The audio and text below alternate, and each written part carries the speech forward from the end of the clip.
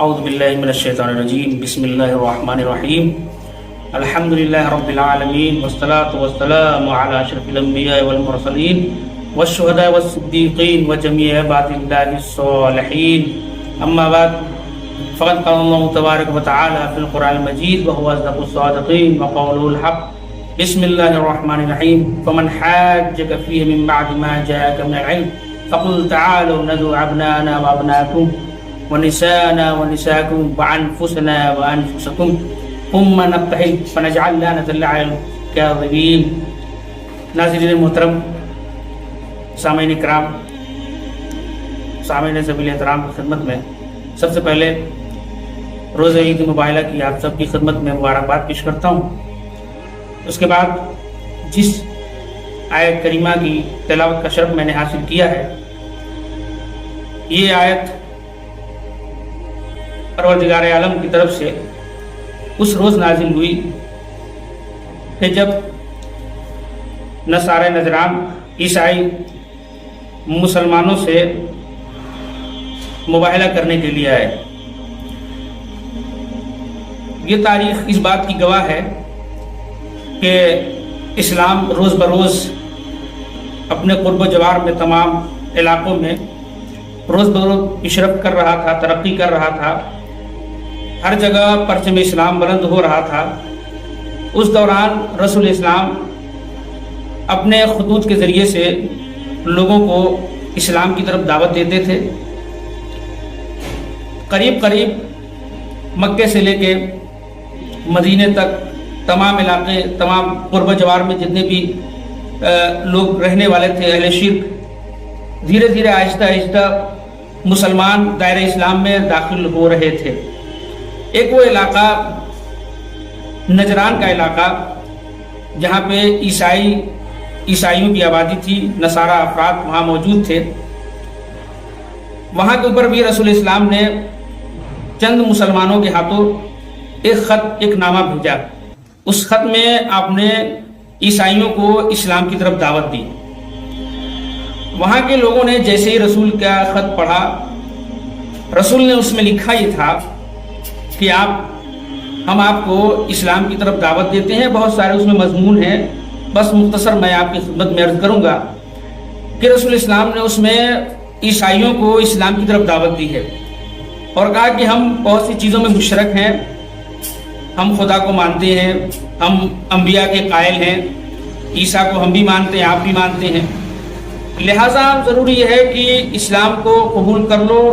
یا اس کا برعکس راستہ بھی رسول نے بتایا، اگر آپ قبول نہیں کریں گے تو آپ ہماری سرزمین پہ جو آپ رہ رہے ہیں، جو کہ ہر ملک کا ایک قاعدہ ہے کہ آپ کو ٹیکس ادا کرنا پڑے گا، یا اگر آپ بسیط ہیں ہم سے جنگ کرنے کے لیے، جیسا کہ پہلے بھی اسلام مسلمانوں کے ساتھ عیسائیوں نے اور یہودیوں نے جو کیا ہے وہ تاریخ میں موجود ہے کہ مسلسل مسلمانوں کے خلاف یہ سازشیں کر رہے تھے، مسلمانوں سے جنگ کر رہے تھے.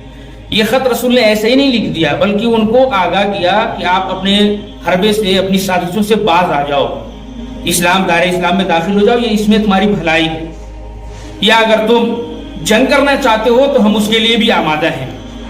یہ رسول کا خط ان لوگوں نے پڑھا. چونکہ عیسائی قوم بہت ضدی قوم ہے، ان لوگوں نے اپنے آپ میں اپنے علماء سے مشورہ کیا.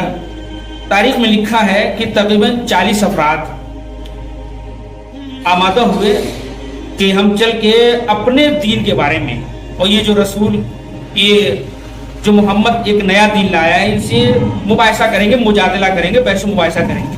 اپنے آپ کو حق سمجھتے تھے، برحق سمجھتے تھے، اس لیے یہ لوگ 40 افراد رسول کی خدمت میں آئے، یعنی مدینے پہنچے. تاریخ بیان کرتی ہے ابن حشام، جو کہ سیرہ ابن حشام تاریخ کی کتاب ہے، مشہور کتاب ہے، انہوں نے اس واقعے کو تفصیل سے نقل کیا ہے. آپ لکھتے ہیں کہ یہ لوگ جب پہنچے ہیں تو اس وقت نماز کا وقت تھا، مسلمان رسول کے پیچھے نماز پڑھنے میں مشغول تھے. نماز ادا ہو گئی، اس کے بعد یہ لوگ رسول کی خدمت میں جانا چاہ رہے ہیں. تاریخ کے یہ جملات ہیں کہ یہ رسول کی خدمت میں آنا چاہ رہے تھے، رسول سے گفتگو کرنا چاہ رہے تھے، لیکن رسول تمام افراد کی طرف، تمام مسلمانوں سے گفتگو تو کرتے ہیں، لیکن عیسائیوں کی طرف، ان کی طرف دھیان نہیں دیتے. اس کی وجہ یہ تھی کیونکہ یہ افراد ریشمی لباس زرق و برق لباس پہن کر کے رسول کی خدمت میں آئے ہوئے تھے. اور ظاہر سی بات ہے اسلام خوبصورتی انسان مسلمان اسلام پاکیزگی کو پسند کرتا ہے، زرق برق سجاوٹ دکھاوے ریاکاری کو پسند نہیں کرتا، کیونکہ اسلام میں ریشمی کپڑا پہننا سونا پہننا مسلمان کے اوپر خود مرد مسلمان کے اوپر حرام ہے. لہذا یہ اپنے لباس میں آئے ہوئے تھے کہ سج دھج کے یہ سوچ رہے تھے کہ ایک حاکم ہے تو ایک حاکم جس طرح سے ایک بادشاہ کا جو وصیت ہوتی ہے، جو اس کا قیافہ ہوتا ہے، اس حالت میں رسول ہوں گے، لہذا ہم اپنے لباس میں جاتے ہیں. رسول نے ان کے اوپر دھیان نہیں دیا. پہلی مرتبہ آئے تو رسول نے ان کے اوپر توجہ نہیں دی، ان کو قبول نہیں کیا. دوسری مرتبہ بھی آئے، اس مرتبہ بھی رسول نے ان کے اوپر کوئی توجہ نہ دی. ان کے اندر یہ سوال پیدا ہوا کہ آخر وجہ کیا ہے، کسی سے پوچھا جائے. اصحاب کی کسی صحابی سے پوچھا، غالباً بعض افراد بیان کرتے ہیں، میں نے اساتذہ سے سنا ہے کہ جناب سلمان فارسی غالباً راستے میں ملاقات ہو گئی. جناب سلمان فارسی نے ان کو خبردار کیا کہ کیا تم اسی حالت میں رسول کی خدمت میں گئے تھے؟ تو انہوں نے کہا ہم اسی حالت میں گئے تھے. کہ رسول ایسے حالت میں کبھی تمہیں قبول نہیں کریں گے. جاؤ ایک سادہ اور لباس میں سادگی کے ساتھ ان کی خدمت میں جاؤ، وہ تمہیں اجازت دیں گے، تب گفتگو کر سکتے ہو. لہٰذا یہ لوگ آئے، اپنا سادہ لباس پہنا اور رسول کی خدمت میں پہنچے. اب وہاں سے وہ پورا مرحلہ گفتگو شروع ہوئی. یہ بہت ضدی قوم تھی. یہ جناب عیسیٰ کو، چونکہ ان کا تحریف شدہ دین ہے، جناب عیسیٰ کو یہ خدا مانتے تھے. جناب عیسیٰ کے بارے میں گفتگو شروع ہوئی. رسول اسلام نے کہا کہ جناب عیسیٰ نبی خدا ہیں، خدا نہیں ہیں، خود خدا کی طرف سے بھیجے گئے، اس کے طرف سے اس کے بندے ہیں، لہذا انہیں خدا نہ کہو. ادھر سے ایک عیسائی راہب بولا، وہ کہتا یہ ہے کہ اگر عیسیٰ جناب عیسیٰ خدا نہیں ہیں، بندہ ہیں، تو ہمیں یہ بتایا ان کا باپ کون ہے، ان کا باپ کون ہے. تو رسول اسلام نے، جیسا کہ قرآن نے اس کا پہلے ہی جواب دے دیا ہے کہ جناب عیسیٰ کی مثال ایسے ہی جیسے جناب آدم کی خلقت جو ہوئی تھی. جناب آدم کے بارے میں کیا کہیں گے؟ جناب عیسیٰ کے بارے میں یہ کہتے ہیں کہ ان کا کوئی باپ نہیں ہے، کم سے کم ان کی ماں تو ہے. اگر باپ نہیں ہے تو ماں تو ہے کم سے کم. جناب آدم علیہ السلام کے باپ بھی نہیں ہے، ماں بھی نہیں ہے، تو ان کے بارے میں کیا کہیں گے؟ اگر جناب عیسیٰ کو آپ خدا مانتے بس اس وجہ سے کہ ان کی ماں ہے، باپ نہیں ہے، تو جناب آدم تو بدرجہ اولا حق رکھتے ہیں کہ ان کو خدا کہا جائے، معاذ اللہ. لیکن رسول اسلام نے اس آیت کے ذریعے سے یہ حوالہ دیا کہ اگر جناب آدم جب خدا نہیں ہو سکتے، نبی خدا ہیں، ابو البشر ہیں، تو ویسے ہی جناب عیسیٰ کو بھی تم نبی مانو، خدا نہ مانو. لیکن چونکہ ضدی قوم تھی، بضد تھی، مصر تھی، بار بار اپنی بات پہ اڑی رہی، رسول اسلام کی بات کو نہیں سنا.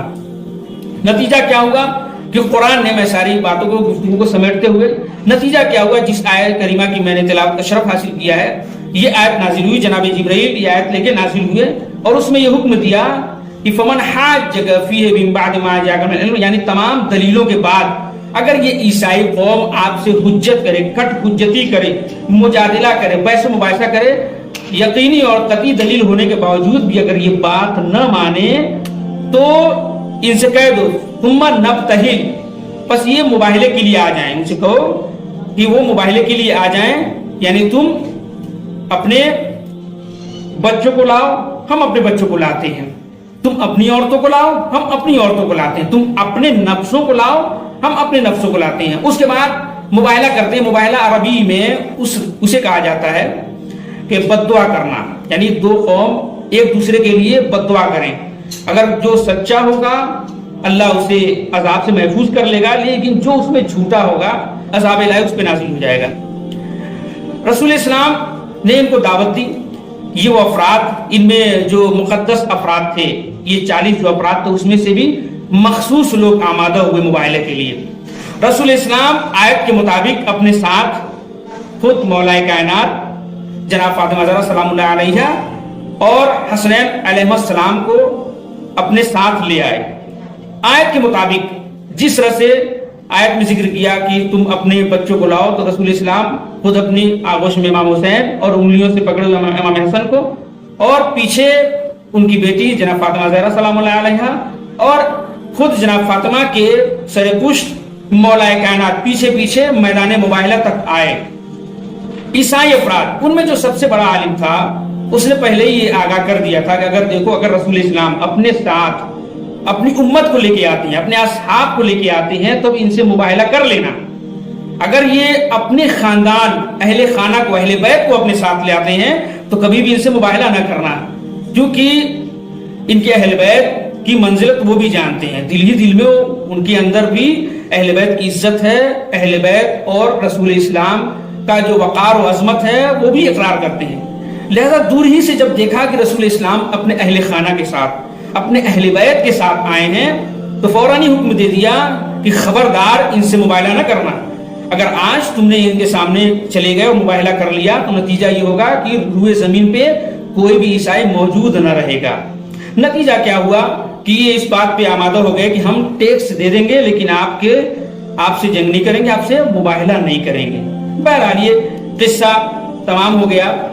عیسائی افراد آج بھی اہل اسلام مسلمانوں سے ہمیشہ سے، جیسے کہ جنگ خندق سے لے کر کے جنگ خیبر تک متعدد مقامات میں اسے جو مقابلہ ہوا ہے، ہمیشہ یہ شکست کھائے ہیں۔ مباہلے میں بھی آئے، وہاں پہ بھی ان کو ایک بڑی ہار کا سامنا کرنا پڑا اور انہوں نے اپنی شکست قبول کی۔ لیکن اس اتنی ضدی قوم ہے کہ یہ افراد اپنے آپ کو مسلمان دائرہ اسلام میں اپنے آپ کو داخل نہیں کیا، بلکہ اس ضد پہ اڑی رہ گئی کہ ہم کبھی بھی اسلام کو قبول نہیں کریں گے، بھلے ہی سے ہم آپ کی سرزمین پہ رہیں گے، زندگی بسر کریں گے اور آپ کو ٹیکس ادا کرتے رہیں گے۔ تاریخ میں یہ بھی موجود ہے کہ یہ وہ قوم ہے کہ جن کے اندر دل میں خراش رہ گئی۔ تاریخ ایک اور تھوڑا سا میں اشارہ کر دوں، یہ وہ قوم ہے کہ جس کے اندر ایک عجیب مسلمانوں کے تئیں اسلام سے وہ دشمنی کی، ہمیشہ مسلسل جو اسلام سے، مسلمانوں سے یہ جو ہارتے رہے، مغلوب ہوتے رہے، اس کا نتیجہ یہ ہوا کہ ان کے دلوں میں اسلام کے لیے اور زیادہ دشمنی اور زیادہ بڑھ گئی۔ نتیجہ یہ ہوا کہ بعد رسول اسلام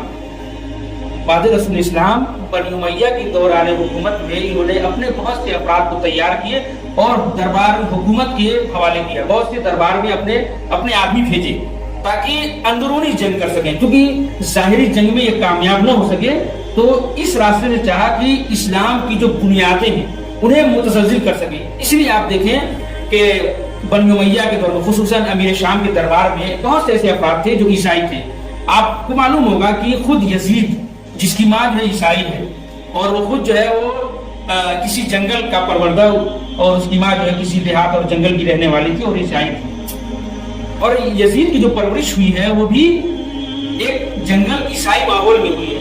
اب آپ بتائیں وہ انسان جس کی تربیت، جس کو اسلام کی ہوا تک نہ لگی ہو، عیسائیوں کے زیر سایہ، ان کی تعلیمات کے زیر سایہ پروان چڑھا ہو، تو اسلام کے لیے کبھی اچھی بات نہیں کر سکتا۔ یہی وجہ ہے کہ اسلام برسر اقتدار آتے ہی اس نے اسلام کو مٹانے کی بات کہی، قرآن اور حدیث اور سنت رسول کے خلاف بات کہی، بلکہ رسالت کچھ دلایا کہ نہ کوئی وحی آئی نہ کوئی رسالت آئی۔ یہ تو بنی ہاشم نے ڈھونگ رچا تھا معاذ اللہ، اور حکومت کرنے کا یہ ان کا طریقہ تھا، کیونکہ عیسائی ماحول میں پلا ہوا بچہ یزید منون، لہذا یہ کبھی بھی اسلام کے حق میں بات نہیں کر سکتا تھا۔ اس لیے امام حسین نے اس کے خلاف قیام کیا۔ میں اس بات کو چھوڑتے ہوئے اور تھوڑا روشنی ڈال دوں کہ خود امام حسن یا مولا کائنات، بعض تاریخ کے مطابق مولا کائنات کو جس تلوار کے ذریعے سے زہر دیا گیا، وہ تلوار جس کو زہر کے اندر پرویا گیا، اس تلوار کا جو اثر تھا، اس زہر کو جس نے بنایا وہ بھی ایک عیسائی تھا، جس کا نام تاریخ نے اسال لکھا۔ اسال وہ بھی ایک عیسائی ہے جس کو عیسائیوں نے بنی امیہ کے دربار میں، معاویہ اور یزید کے دربار میں رکھا ہوا تھا۔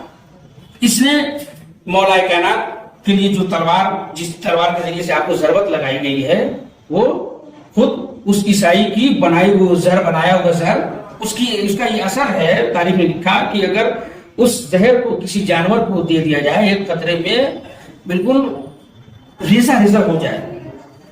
اور امام حسن کے سلسلے میں بھی امام حسن کو جو زہر دیا گیا ہے وہ بھی عیسائیوں کا بنایا ہوا زہر تھا۔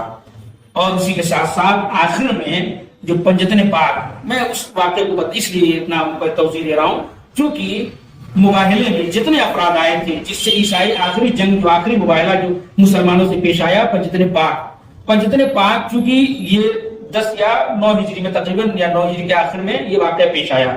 رسول اسلام کی 11 ہجری میں وفات ہو گئی، لہٰذا رسول اسلام سے ان کو بدلہ لینے کا موقع فراہم نہ ہو سکا، لہٰذا مولا کائنات के लिए इन्होंने साजिश रची ताकि मौलाए कायनात को जहर दे सके या उनको मौत के घाट उतार सके, उनको कत्ल कर सके। लिहाजा मौलाए कायनात को चूंकि एक फर्द मुबाइले की पंजतन पाक में एक फर्द मौलाए कायनात भी है, दूसरे फर्द इमाम हसन है, इमाम हसन को भी जहर शहीद किया गया। तीसरी और आखिरी कड़ी यानी इमाम हुसैन की बस्ती है, उसको भी यजीद ने अपने हाथों से इस काम को अंजाम दिया, एक फौज तैयार की इमाम हुसैन के मुकाबले में, जिसको करबला में इस यजीद इस ईसाइयों के माहौल में पलने वाला परवरिश याफ्ता और तरबियत याफ्ता शख्स ने इमाम हुसैन को शहीद करवाया।